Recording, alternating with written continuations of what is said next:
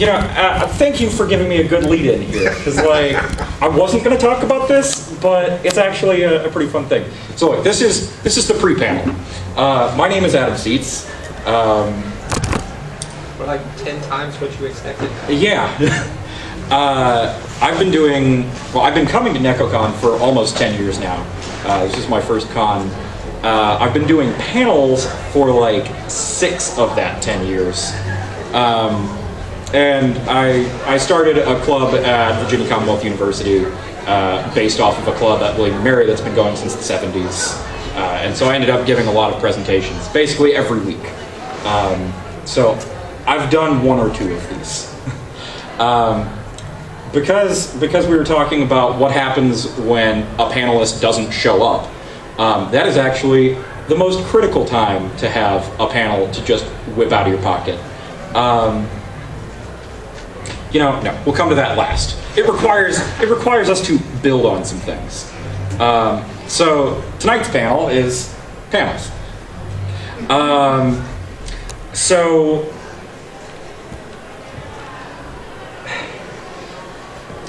tell me, has this happened to you? Let's say, how many of you are at least college age? Most of you. That's fine. I would say otherwise, but like I feel like this was sort of expected in a high school, so I don't want to like call high schoolers out because that's kind of mean. But like, let's say you're in a college class and you got the person who you know stayed up last minute, did their paper, and then the professor's like, all right guys, well you all have to present your theses, and it's the person who gets up there and they're like, in this paper I will talk to you about this thing, and you know they don't know. The problem is that when you do that, people know that you don't know anything and immediately disrespect you. It's painful to be around, it's painful to watch, it's painful to be that person. So like, if you're gonna do a panel, know what you're talking about. I mentioned in the When Fan Theories Go Wrong, the panel earlier, I had kicked around an idea about doing schoolyard bullies in Asian cinema. And a good friend of mine who is a small Chinese woman is like, hey, you're not Asian. You didn't go to school in an Asian country, and like, yeah, you've seen Yu Yu Hakusho, but like, maybe don't. Like, you're not an authority on that. I'm like, all right, that's a fair point. Like, if you try and talk about things that you don't know intimately, people will know, and sometimes they will be angry, and sometimes it will be offensive, and you won't think about that until you've already done it. So don't. I'm offended. Good. Then I'm already done. No. I'm impossible to offend, so you're just kind of... No, this isn't an 18 plus panel. We're not going to do that. So look, if you've been in an English class before, you probably know about rhetorical elements here. I'm going to go through them really quickly. You've got your logos, ethos, and pathos. Logos is your logic-based arguments. This is your actual facts of whatever it is you're talking about. These, for good arguments and things like that, and good panels, this is your critical bit. Because if you're going to tell people about something, again, know what you're talking about. This is that. Pathos is the emotional appeal. In a lot of panels, this isn't really important, but this is something that people will sometimes fall on if they don't have anything else. Yeah, I wish I had the All Might, like, good guys do this, only villains do this, never do this meme to put in here. But like, don't rely on pathos. Don't rely on emotional appeals when you're talking about stuff. And ethos is your credibility. This is why I started off this panel with saying like, hi, my name is this. I've been doing this for this many years. Because at the very least, like, that helps prove that I'm not just some random schmuck that Nekocon let come up and talk to you guys. But like, hey, what do you know? Maybe I could be nobody. I am nobody. But at the very least, if you try and sell yourself as someone who's credible, then people will believe you.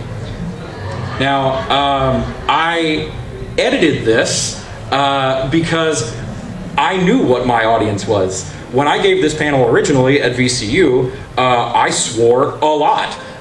because it was my club. And then I remembered that this is not an 18 plus panel. So know your audience.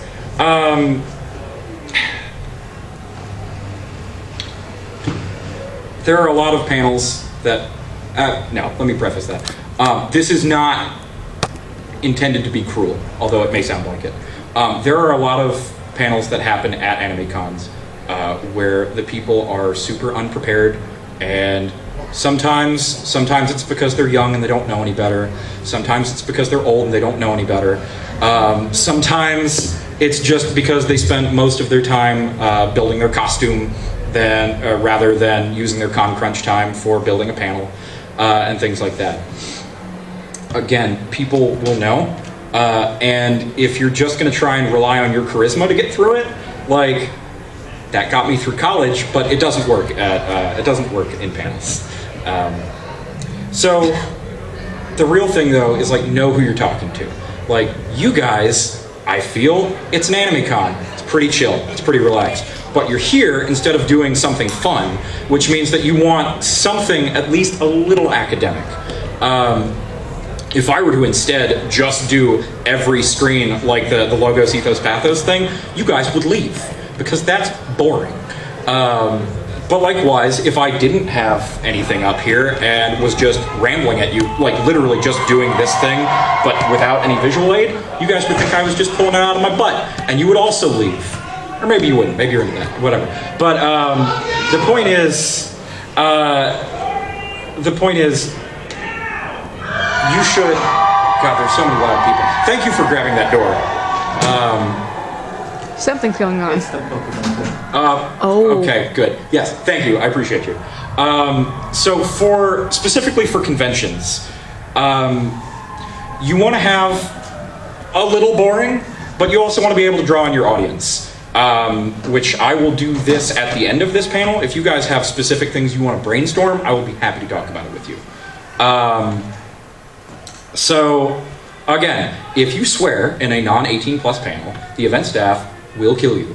I used to do this gentleman's job right here at this convention, and I would sit in panel rooms for about 6 hours at a time and watch panels come up. And one year, Anthony Birch was here of Hey Ash, What You Plan, and also Borderlands writing fame. And he was giving a Borderlands panel, and he swore a lot, and it was like 10 a.m. And there were children in this audience. He got us in so much trouble. Yes. It was not good. It was a bad time. And there's a reason why panels are 18 plus, and it's a liability thing. So don't swear a lot, don't have a lot of adult themes. This sounds really stupid and like I'm beating you over the head with it, but one slip up and you can just never do stuff at cons ever again, because they'll know you as like, oh yeah, that's the guy who, I can't even think of like a non-18 plus example to give you as a thing of not to do. It's like, of course you can't, right? But like, oh yeah, that's the guy who, I don't know, dropped the F-bomb 17 times in a My Little Pony panel or something. Like no, don't do that. Maybe don't. Was that that remark? But my Little Pony panels are 18 plus. Okay, see, good. Okay. You know better. No. The other thing That's is, worse than the Yahweh panel. are your audience members informed about what you're talking about?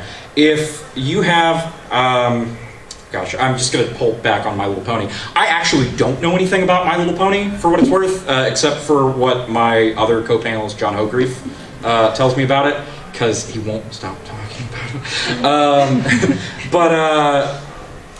But basically, like, if you know that you know more about whatever it is that you're talking about than your audience, like, don't be condescending.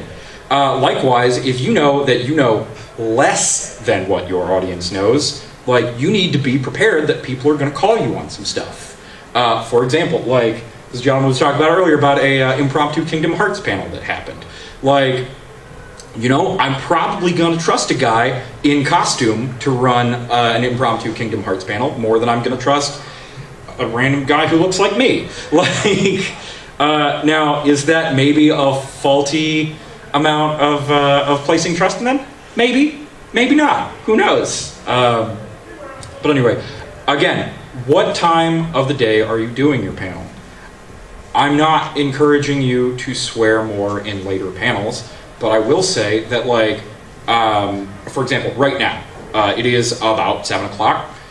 We are just about ramping up for the evening festivities with regards to the music here, which means that, like, there probably are going to be an older group of people. When you guys raised your hands for who's at least college age, I think all but 3 of you raised your hands, which admittedly is like half the audience. No, I'm kidding. But like, you know, you can talk to people differently depending on how old they are. And at this point, I know there aren't a whole lot of younger people here. And again, is your presentation boring? I know this panel is boring. You know this panel is boring, but you came here anyway to learn. Educational panels are inherently boring, but that's why we try and make them fun. Now, earlier today, at the other panel that I gave, the panel room was not set up. The panel room, basically, something had gone wrong with the projector, and they had taken it out, and they were fixing it, Grinch style. They took it out and said they were going to go put it in their laboratory and fix it. Did they? Yes. So thank goodness. But it's always good to show up to your panels 10, 15 minutes early. It's super cool if you can get a room clear before your panel. Not every panel deserves a room clear. For some reason, this one got one, which was nice, or maybe there just wasn't anything in here. But so that meant that I could get here 15 minutes early, hook up the stuff, get stuff ready to go, and it was great. I sort of broke my first point here about don't rehearse your panel. I actually did go through this panel once before I came through here, but like, if it's a brand new panel, if it's something that you've never presented before, don't fool yourself. Like, don't DJ Khaled, congratulations, played yourself. Like, run through it a couple times. Maybe run through it to your parents, or your best friend, or somebody. But like, it can be real cringeworthy if somebody's never done a panel before and they come up and do it. So you may see my computer here. I have an HDMI port and I have a VGA port. A lot of conventions do not have the money to buy new projectors, and they will buy projectors that are maybe 6, 7 years old. As a result, they may not have HDMI hookups, which, spoiler, if you're a Mac user, bring your own adapter. Because a lot of conventions, some now more than others, but a lot of conventions a couple years ago would not have the adapter, and so they would have people with Macs trying to give presentations and couldn't because they didn't have the adapter. Apple's notorious for doing that stuff to you. So like, plan ahead. I'm not saying you need to have a fully kitted out like tech bag with you with like all your different cords and stuff, but like, on the other hand, it couldn't hurt. Nekocon is real nice in that now they do have good projectors. So like, you can do HDMI and VGA. MagFest, if you guys know about MagFest, just due to the nature of the convention, they have outmoded audio and video hookups because a lot of people will bring in like ancient video game consoles and have to hook them up.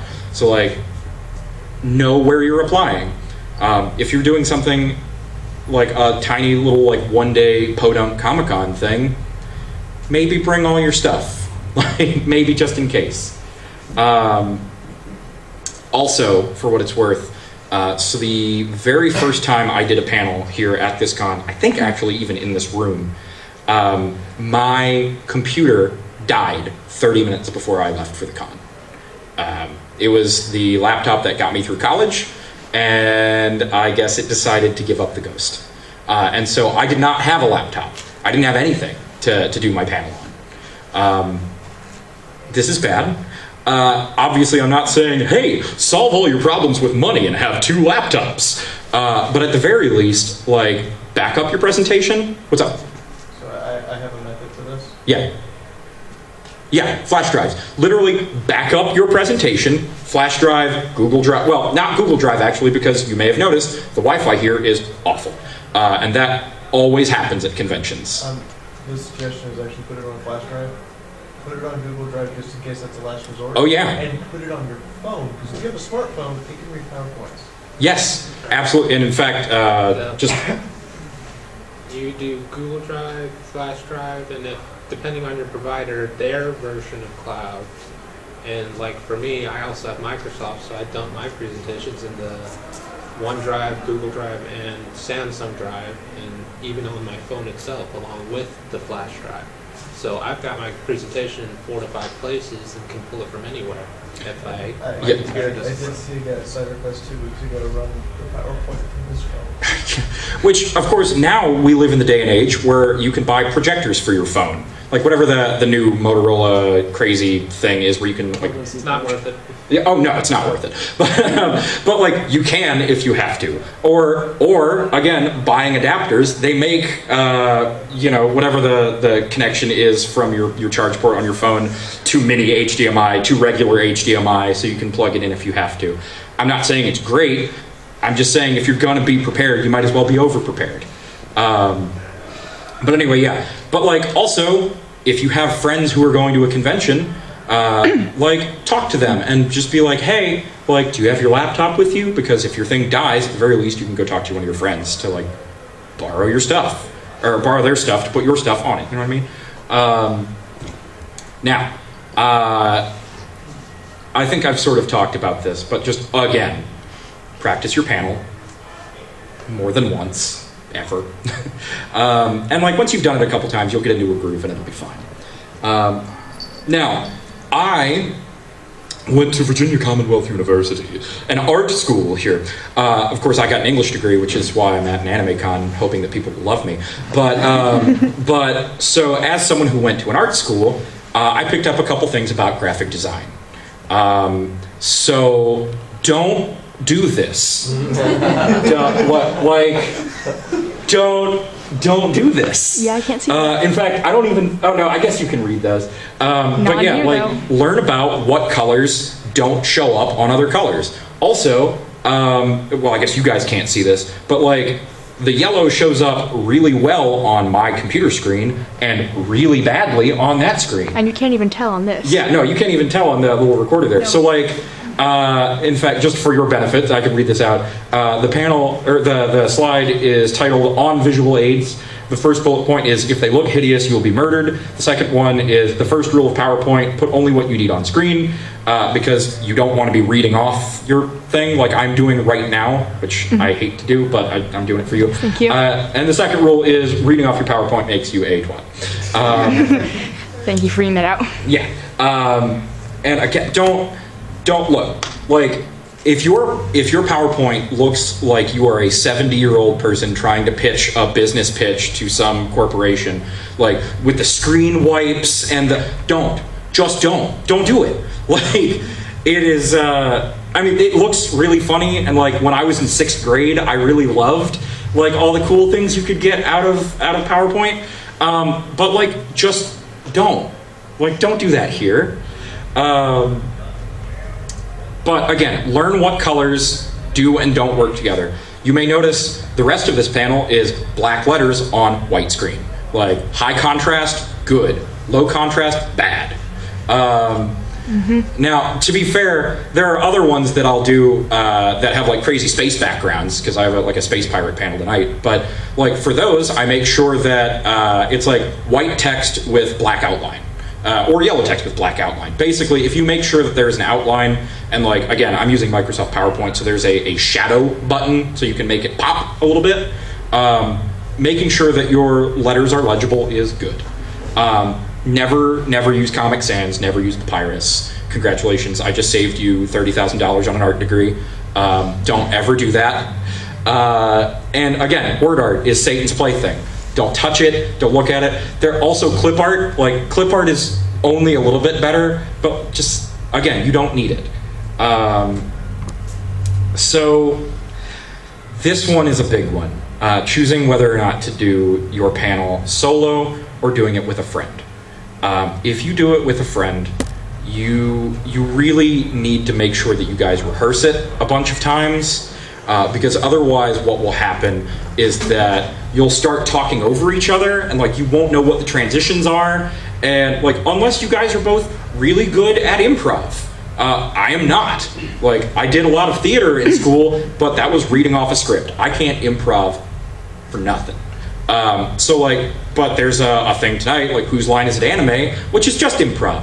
So like, thankfully, the panel I did earlier was with one of the guys who runs Whose Line Is It Anime. So we could do that, and it was fine. I would talk, he would jump on, it was fine.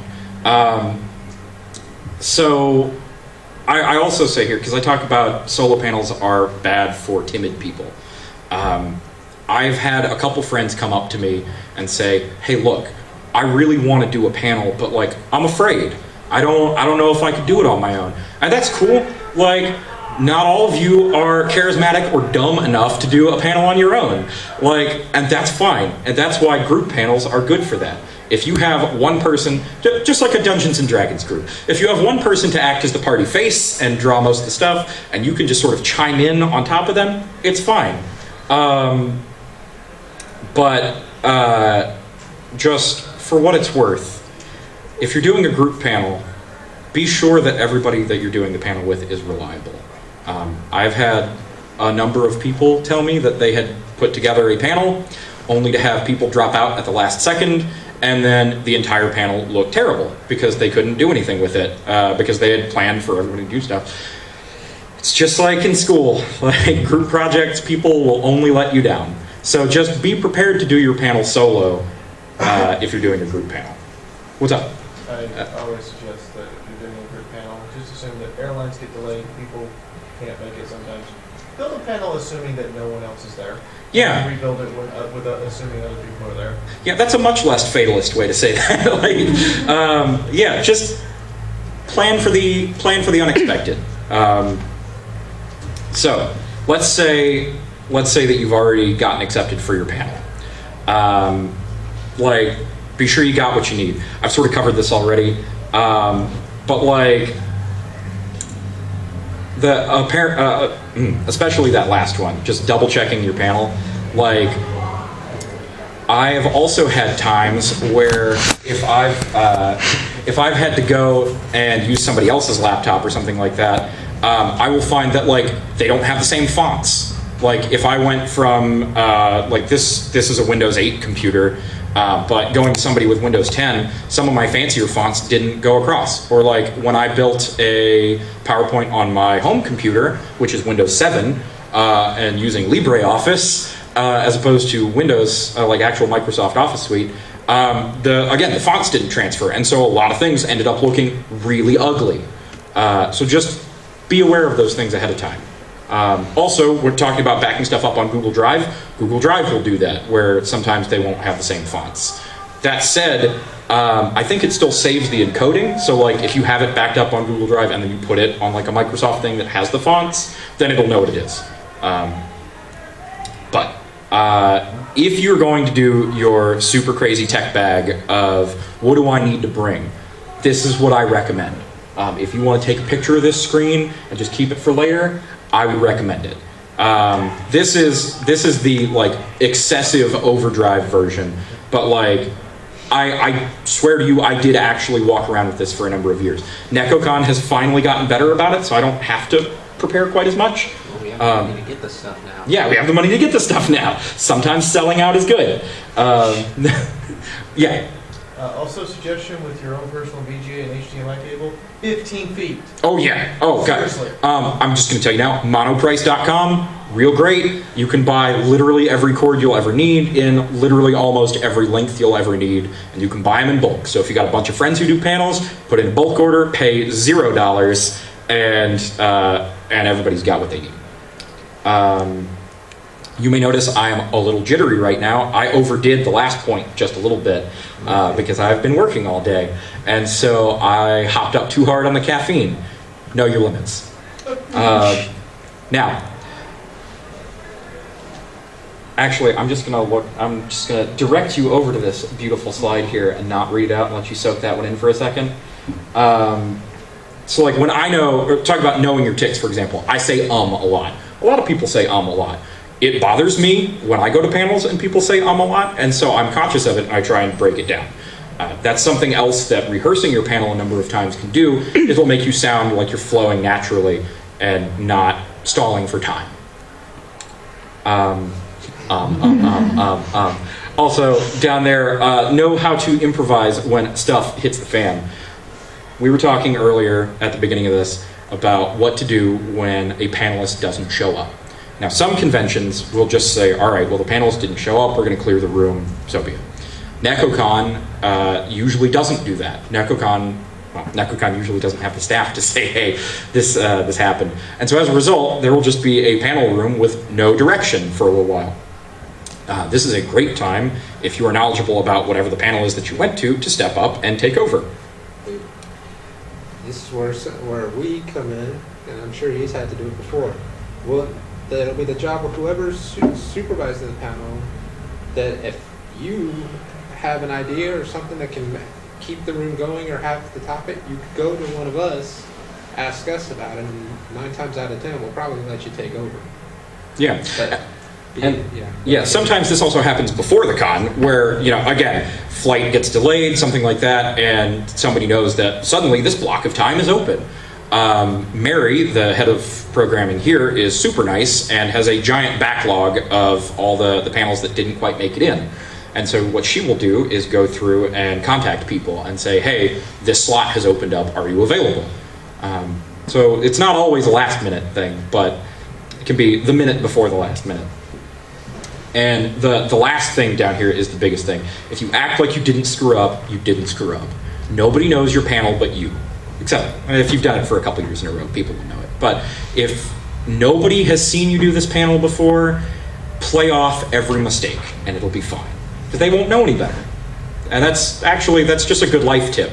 But anyway, so we have about half an hour left. What I was hoping to do is if any of you have panel ideas that maybe you're like, oh, I don't know if this would get in, like, throw them at me. Because again, I've been doing panels here for quite some time, and also up and down the East Coast and in Ohio and things like that. So like, if you're like, I don't know how to maybe structure this, throw it at me, and I'll help you workshop it right now. Otherwise, the main bit of this presentation is now over. So, does anybody have a panel idea that you want to throw out? You, yes. Introduction to Final Fantasy MMOs, or introduction to MMOs in general. Okay, so that's fun. So, like, I would say introduction to MMOs is a really broad topic, and you could definitely do it, but you would have to sacrifice some of the more granular ideas to do that. I can speak from experience because I've tried to start a panel like that too. That is a very difficult sort of panel to do. I did one last year. It fell apart. Yeah, like the majority of the things that you said don't do, I did. Well, I mean, one of the biggest tips I can give you, because I went through the same problem. You have to pick literally a specific genre. Like I was gonna do the broad MMO, and I literally had to suck it up and make it specifically what I wanted. Space simulation MMOs, because I play Elite Dangerous. So I literally had to chop entireties out to make it work. You have to, for something like that, I'm sorry. No, you're fine. You have to literally pick the game that you yourself like, and then everything you do for that panel will have to be with games that fall within the same genre of that game you like. Because you don't know the fan base, like for me, you don't know the fan base for a shooter MMO, you don't know the fan base for a fantasy MMO, but you know the fan base for the sci-fi space MMOs. So you can't give a straight up introduction, honestly, to anybody from a different genre era of what you're experiencing. What can sometimes be the problem, though, is if you go too specific with what you want to do, then you won't get accepted. I mean, if you go too broad, too, it can be a problem. But, like, so, for example, I am not speaking on Nekocon's panel selection process. I am not qualified to do that. I am not part of that process. But what I can tell you is, in my experience, having done panels at Nekocon and other places, a lot of times what they will do is see how many panels of the same sort of thing are sent in. So that's why, like a couple years ago, everybody was submitting like Hitalia group Q&As and Homestuck group Q&As and whatever. And the panel sort of got flooded with those, and so they just started cutting them out completely. I think we literally merged like 4 of them, stuck them in a big room, and had them go for like 3 hours. Yeah, it is literally the thing where if too many people throw in the same idea, it's bad for everybody. Likewise, if you go super specific with something, like I think Final Fantasy MMOs is broad enough because there's been a few of them now. Like my topic, if I hadn't gone with actual sci-fi space sim MMO is what I was going to use, I was actually going to go for Introduction to Elite Dangerous, because it has a really steep ass learning curve, so we really need a panel for that. But I'm sorry, this isn't an 18+ panel. Sorry. You got to be, something like that would be really specific, and it's like shifted to one game. Like, I think the only reason we have the Introduction to Overwatch panel this year is because Overwatch is popular beyond reason. And that is a good point too. If you're talking about whatever the new hotness is, like, yes, you are more likely to get in bigger things, especially with something like Nekocon, where, like, did any of you go to the Overwatch photo shoot?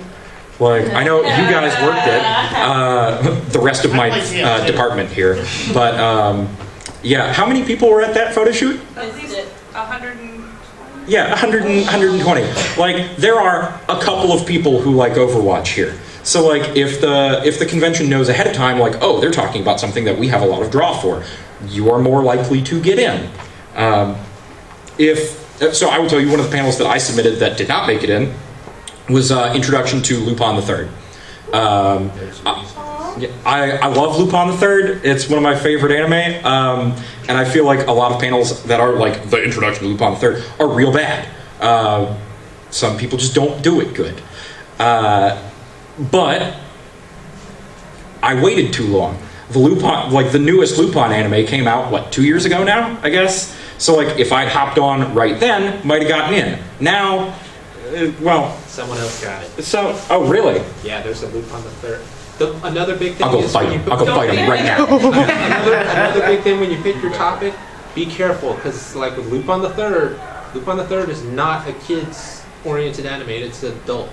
Oh yeah, no. And the adult slots are fought for tooth and nail. It's rough. Gotten bad about it. So, like, again, having a broader audience is always good. Also, having your availability be open. So, like, I staff. Admittedly, I can sort of staff whenever I need to, but, like, for the most part, like, if you're like, oh, well, you know, I'm a cosplayer, so I've got photo shoots all day, and I'm only available between 8 and 9 p.m. on Saturday. Well, good luck. Like, you're probably not going to make it in, but maybe you will. There's always that long shot. But anyway, so I've rambled enough on that topic. Does anybody else have another panel? You in the back. I have 2 panel ideas. Yeah. So one of them would be called J Fashion in my anime, and it would just be going through a few of the different examples of anime and manga that incorporate the Japanese alternative fashion, like women and how they do it and stuff like that. And the other one would just be like an introduction to more masculine style of Japanese fashion. Well, I'm already interested in that one. Because, like, there's a lot of people who are cosplayers and casuals and aren't really comfortable with the whole skirts on this con, but I know about this stuff, so I talk to them and I give them resources, so why not consolidate it? And just in case, because I know you're recording this, just in case you couldn't hear that, the 2 panel ideas were anime with Japanese fashion, alternative fashions like Lolita, and the other one was for more masculine versions of that. So that is a highly specialized panel. That would be popular as heck too. Yeah, it is, like he said, that would be a very popular panel. There aren't a whole lot of people who talk about it. There are some, but usually I see that getting into conventions like Otakon and things like that, things that are real big. Yes? I would suggest maybe even if it is a workshop where you're not only like talking about it, but showing people how to find it. And Oh, yeah. Themselves. So, Like building it as a workshop where maybe you actually do like some small scale construction while you're there and teach people how to do that. yeah, actually, that's a good question. Are you talking about making your own or buying or both? I would be talking about anatomy of an outfit, history, and buying. Cool. Okay. So, like, yeah, it might be worth it for the workshop room, at least for people who've never had to go through putting on a petticoat and things like that. So, like, how do I costume? How do I assemble it? You might want to do it as a workshop. Personally, I would recommend pitching it to a convention as a smaller panel first. And they might go ahead and say, hey, look, we know that we have a community that's super interested in this, so like we're going to bump you up. Or likewise, and this is actually for any panel, if you do a panel and it fills up the room, you are much more likely to be able to come back the next year to that same convention and do that panel in a much bigger room. Also, that is just a good thing to remember, because a lot of times when you apply for panels at different conventions, they will ask, have you done this panel before? What was the attendance like? Things like that. Necocon's real good because we keep some good records about that. That's the other part of his job, is to keep track of how many people come into the room, did the panel end early, things like that. These are all things that panels, that some conventions keep track of.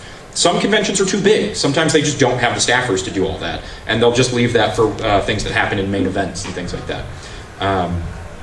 But yes, so going back specifically to your thing, that sounds real cool. I would almost worry that you would run out of time. Thankfully, Nekocon has started offering bigger time slots. That sounds, to me, that sounds like an hour and a half panel. Like, if you tried to fit all that in an hour, like, I don't know. I have friends who do all this stuff, and I know it's a lot of very specific things you have to hunt for. Yeah. So, like, that sounds like it could take a lot of time just to explain how to find it. Now, as for the more masculine versions of stuff like that, I actually have no idea. I assume it's harder than regular Lolita stuff. Am I right? I mean, it depends. Do you want to wear the same black clothes that everybody wears? Do you want to be a background character? Like, yeah, no, I get it, right? And so that's, again, talking about you got to know your audience, you got to figure out if they know more about things than you do. You may have some people who would go to that sort of panel just to heckle. Humans are cruel. And so sometimes they might be like, well, I know more about this than anybody, so let me just come to this panel to talk down on them. But hopefully that wouldn't be the case. Hopefully you would just have a bunch of people who are really interested.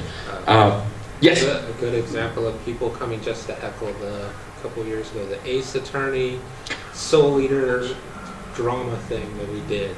That was just, it got really, really bad. Are you saying that people had an objection to it? No, it was an awesome panel. This room was packed beyond capacity, but we just had people come in just to cause scenes and get in and mess with the people running the little drama show. Oh God, and that's another thing regarding knowing your audience. If you are doing a panel that may be geared towards a younger audience, be it because of the anime you're talking about or the fandom you're talking about just in general, like, you gotta be prepared to wrangle the audience. You guys are real nice, you're real quiet, you engage with me when I ask, everything. This is like an adult conversation. This is wonderful. But like the Homestuck panels, for example, and I'm not talking directly, I've not been to a Homestuck panel here in many years. There's a reason why we don't have them. Yeah, but most of them I'm have just calmed down from my understanding. Oh, no, I'm just talking to myself. I'm sorry. No, you're fine. But yeah, sometimes if you get a particularly rowdy fandom, if you don't have a stern teacher voice or things like that, sometimes you can lose track of your panel. And like once you've lost control of your panel, you're done. Like it is very difficult to wrangle rowdy people back into it. It is almost harder to wrangle a rowdy audience than it is to keep a bored audience from leaving. Which sounds weird, but like, trust me on that one. Yes? I always keep one or two things in my back pocket that I refer to as shop them back in submission, which are associated with the panel I'm presenting, but are not included because they're specifically just there in case there's a heckler or things get out of hand where I can say them and everybody goes, what? Yeah. Would you give me an example of something to shock the audience back into submission? Okay, I did a panel called Murder in Equestria where I explained that 126 opponents get murdered in front of you on screen in the show. And then I will come back and say Twilight is a giant serial killer and I'm going to prove it. Everybody shuts up. Are you sure you're not talking about the pony.move videos?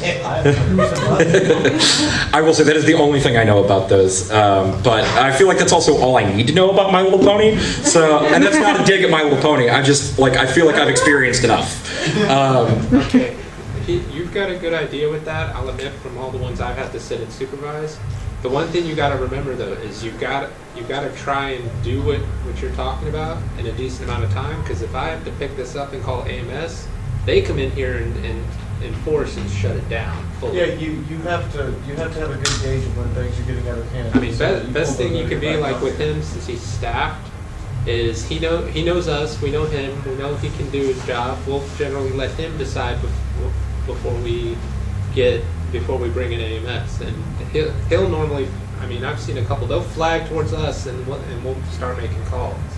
Because if you can't control it, you got to be able to wave and let us know that you need help. Yes, trust your staffers. If you're at a convention that has staffers in here, trust your staffers. Like, I promise they know what they're doing. I mean, we had a guy we had to call a Nekocon guy once because one of the panelists ended up getting his head cut open. What? Hold up. Yeah, it was Action Arcade, so you can expect. Oh, yeah, okay. Yeah, rough.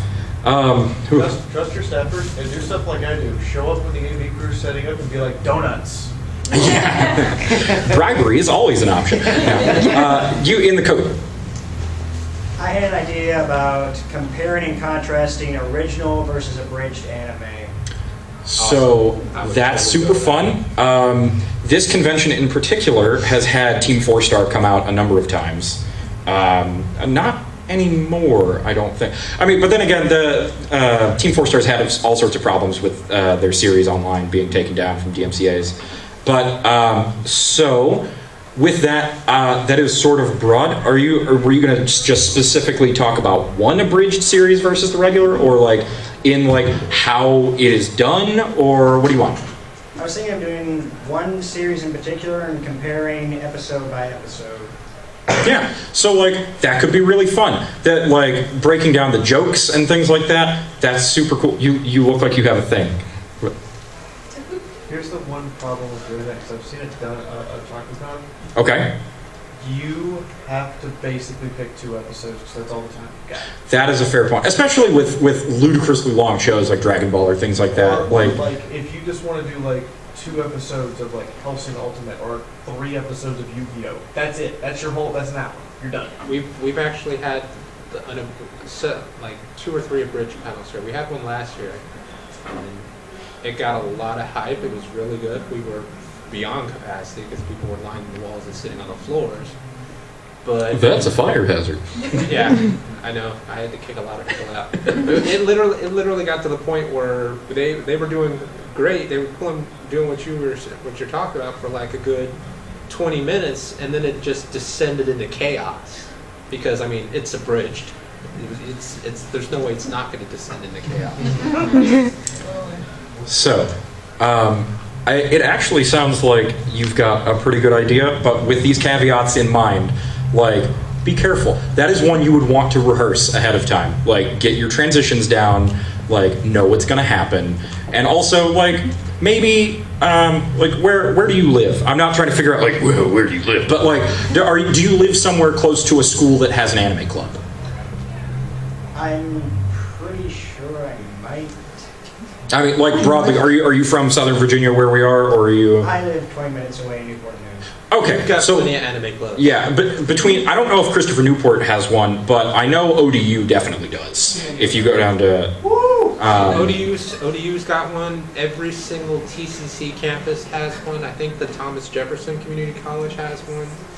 And so that may be something you could pitch to them. Like, spoiler, being able to go and do your panels at smaller events that are like less stressful in general is real cool. Because if you're like, hey guys, would you let me come talk about a thing? They're probably going to say yes. Because like otherwise they're just going to be sitting around watching Yu Yu Hakusho for the 87th time. No, I'm kidding. That's you. That's just me. But yeah, so like finding places to workshop your panel at with people that you don't know and then get feedback is real cool. And I generally recommend it, especially if you're worried about something. Like if you're like, I don't know if people are going to think this is funny or interesting or whatever. So, all right, you seem to be raising your hand. What's up? I actually submitted this last night to RockCon just to see if it'll go through or not, but how to make and prepare a fandom. Oh boy. So that is a particularly spicy one. I've actually, maybe not in this room, but I have attended a panel like that here. And the people who were doing it didn't really know what they were doing. I supervised one that was actually, they purposely made it 18 plus because of some of the stuff they were going to say. And the most I could say is fanatics. It wasn't pretty. Yeah. Yes. Suggestion for that? Here's a very good suggestion I get for that one. Sorry about the squeaking. So Sorry. there's original first stories, it's awful. Yeah. It's terrible and horrible. So watch the sub version and then post the dub version. The dub version is basically the director tells the voice actors, I don't care what you write, we're gonna publish it. Yeah, and that's the other thing is like if you're gonna do like a silly joke dub sort of thing, like be sure that you can actually tell jokes. Like, and I'm talking about even for examples and stuff. Like, find good examples of people who have written stuff, maybe from a Bridge series, and things like that. But are you talking about just straight up like, hey, I'm gonna do this as like a demo reel sort of Well, thing? mainly, my idea was specifically towards video games, not actually anime-wise, because video games sometimes they come without voice acting. How to gather voice actors over online, how to prepare with time management, and simple editing skills that you need, and free things that you can find online to prepare it. Yeah, and so this actually sort of like some of the other panels that we've had here, like having a good list of like, hey, these are good web resources for finding talent. These are, you know, good places to go. These are do's and don'ts. Like it's really, these things sort of start to take a formula when you do it enough. And then as soon as you know how to plug in what you're talking about into that formula, you can just bang out panels as much as you need to. And spoiler, once you start doing panels and you start getting known for doing panels, that ends up being real good. Because sometimes people will be like, hey, we need a panelist to talk about whatever. Because so this convention accepts submissions for panels. A lot of science fiction conventions don't. What science fiction conventions will do is they will have a topic in mind and they will find panelists to talk about it with. I've helped out at MarsCon and RavenCon, which both take place in Williamsburg, Virginia now, and they are 100% that. Admittedly, because they'll also get like publishers coming out and doing stuff like that, and have authors who want to talk about their own stuff. But so like in that case, like being able to just know what to do is real good, because then you can just walk up and say, yes, I know everything about what you're talking about, and things like that. So. Do we have, I will do you because you've been here first, and then I will go to you because we've got enough time. I think we should do both. But you guys are going to be it. So what we got? Okay, so like the panel I was thinking about would be like a Danganronpa mock trial thing. Danganronpas, got it. Okay, so mock trials are a staple of anime conventions, and they are ones that if they go well, will go real well, and if they go bad, will go real bad. Yeah, one of the there was a Phoenix Wright one like a couple years ago that was trash. Oh, that might be the one he was talking about, the Phoenix Wright versus Soul Eater. Was that or? No, it was like a complete mock trial that took like 2 hours. The Phoenix Wright mock trial was had the death of Excalibur. Yeah, just be careful. Like I'm not trying to discourage you. Yeah, I know. Just be very careful because like Phoenix Wright panels tend to go very horribly wrong unless you're very specific about what you're going to be doing.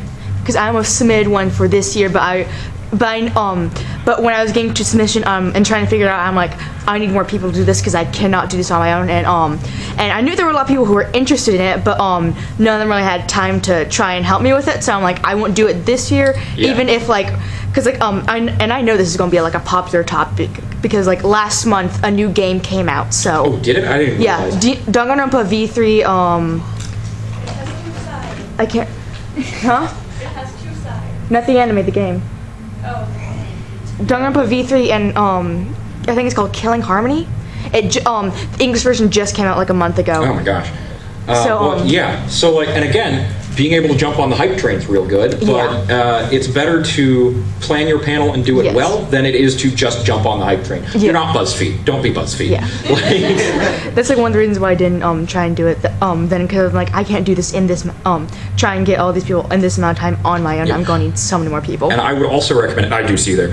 I would also recommend. If you can try and go to similar panels at other conventions, watch them, see what they did well, and see what they did bad. And that's also just a good life tip in general. Like, if you're thinking about doing a thing, watch people do it, and then learn from their mistakes, and copy what they did well. Okay. Yes? So, hi, I'm second on theme for BabsCon, and we actually do a full style Shakespearean play all weekend with the mascots. Suggestion? Go actually hire, find people who have actor training. If they don't have any actor training, you're going to get up there, their voices aren't going to project. They're not going to be able to keep the audience, talk over the audience and keep them piped down. And also, they're not going to take it seriously enough that you basically have to start rehearsing about 4 months in advance. We just did our first rehearsal 2 weeks ago, and the con is in the I know one of the guys who, back when Welcome to Night Vale was much bigger, who did the Welcome to Night Vale like fan episode here, and that was literally that. Is they got a group together. I mean, they'd been doing stuff together for a long time, so they knew how each other worked, and they'd sort of done it. But they got a group together and they started rehearsing, and they just. I think they rehearsed about 6 months out, like because they had to write the episode, make sure it sounded in tone with the series, make sure it sounded good, and then make sure they sounded good, and then they could improvise as needed. But yeah, so with something like that, it's a lot of work.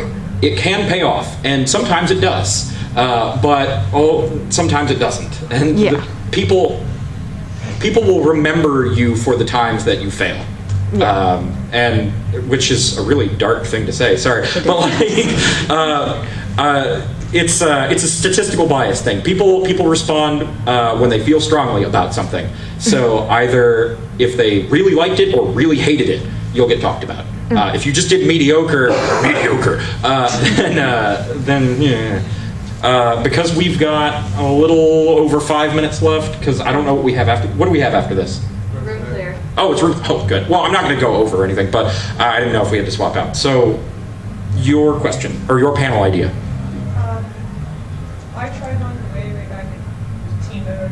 It went so I was like, very good. But we just did a basic history of the Transformers franchise. Yeah, cool. We called it Ruin Forever because that phrase was used a lot. And the other idea that our group had was also Transformers. What am I trying to say? Have you ever seen the channel MMPR Toys? That's the one where like they review all the different toys and what they. What if you had one for Transformers? I mean, that was for Power Rangers. For Transformers, or maybe other things, if we do more research on them, we know more about Transformers. About this is a good Optimus Toys is the price range, articulation, how close the paint job is to the series, and what trade-offs you have, and what's the best for collectors, or if you just want to give it to a 5-year-old to throw against the wall or something like that. So that's one where I would research the convention that you're applying to first. So like for example, the dealer's room here. There are a few booths that have collector's figures. One of them is extremely overpriced, and the other one is just mostly overpriced. But in general, if you were to pitch that at a convention that people couldn't like immediately use that knowledge for, it might not fly over as well. But like for example, like Otakon or something, which again, it's rough to get into Otakon. But like, Yeah.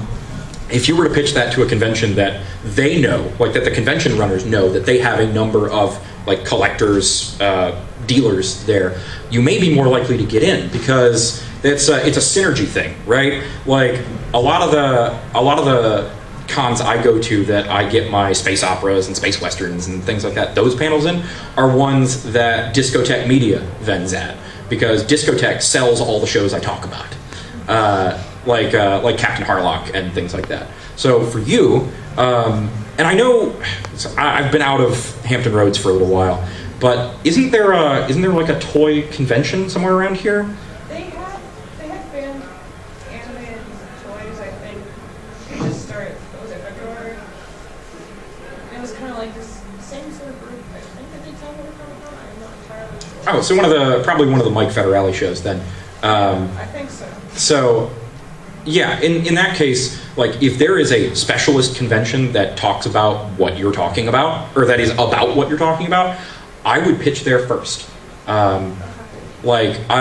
The researching your event is always good. Just again, general life tip.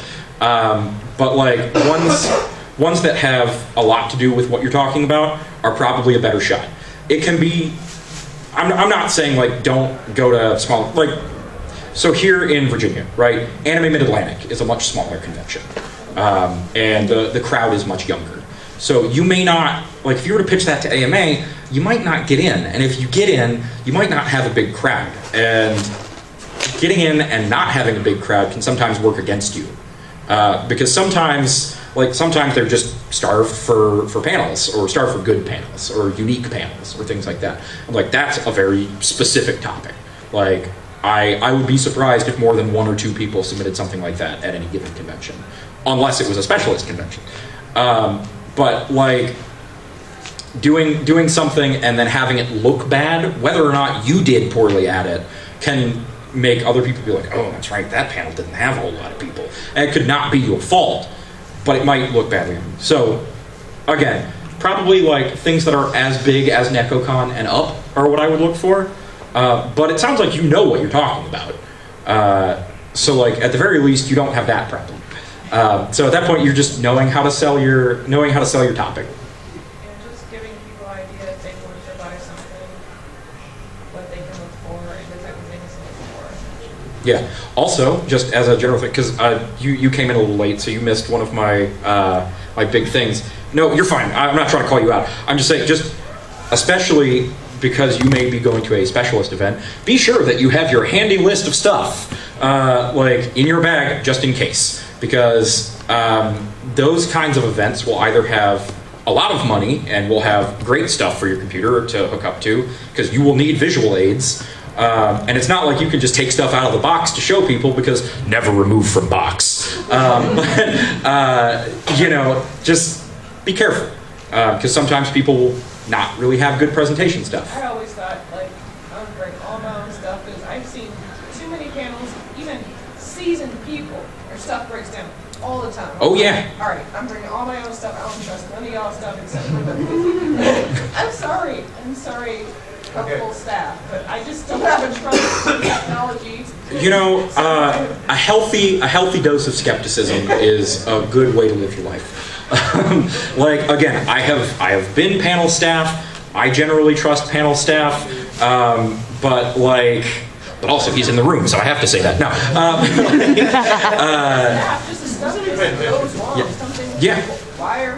Yeah, literally the first panel I did today, we lost 10 minutes of the panel because the projector had died in the previous panel, and they were trying to get it fixed. So they did eventually, but anyway, that is just about my time. So thank y'all for coming out. I have one more panel tonight at 11:30 if you guys are still awake. That is on Space Pirates. So come to that if you want. If any of you want to talk to me more, or you want to like workshop stuff, I don't actually have business cards because that would make too much sense. But I do have buttons with my name on them, and I can give you that, and you can find me out on the vastness of the internet, and I would be happy to talk to you. So thanks. Take care, guys. So will you go to my panel? Yeah. Thank you. Yes, I absolutely would.